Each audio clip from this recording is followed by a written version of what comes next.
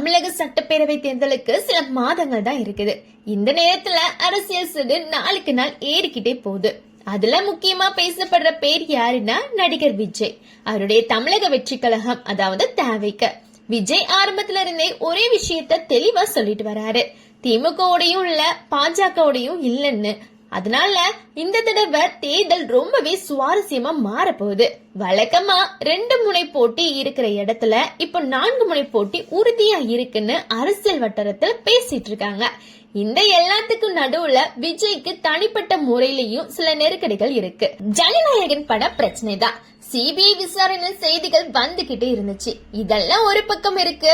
தவிகக்கு பொது சின்னம் கிடைக்குமான்னு தொண்டர்களுக்குள்ள கடந்த சில நாட்கள்ல பெரிய டென்ஷனாவே இருந்துச்சு. ஆனா இப்ப அந்த டென்ஷனுக்கு முடிவு வந்திருக்கு.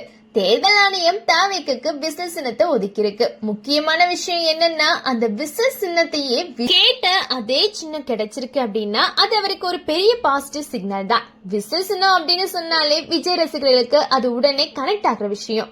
சினிமாவில இருந்து அரசியலுக்கு போனாலும் அந்த ரசிகர் கூட்டம் இன்னும் அவரோட இருக்குன்னு இது ஒரு மாதிரி காட்டுது.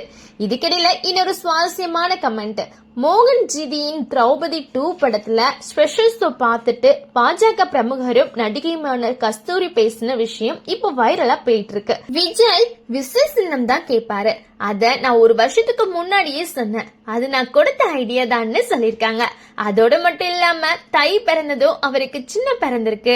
அடுத்ததா அவர் சேர வேண்டிய இடத்துக்கும் வழி பிறந்துடும்னு ஒரு அரசியல் டச்சு கலந்த கமெண்ட்டையும் போட்டிருக்காங்க.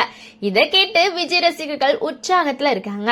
அரசியல் எதிராளிகள் கொஞ்சம் சைலண்டா இருக்காங்க. மொத்தமா பார்த்தா தேர்தல் நெருங்க நெருங்க விஜய் அரசியலுக்குள்ள இன்னும் சென்டர்ல வர ஆரம்பிச்சிட்டாரு. விசில் சின்னம் அவருக்கு லக்கி சின்னமா மாறுமா, சினிமா மாதிரியே அரசியலையும் அவர் விசில் அடிக்க வைப்பாரா அப்படின்னு பாக்குறதுக்காக தான் இனி எல்லாரும் காத்துட்டு இருக்காங்க. நன்றி, வணக்கம்.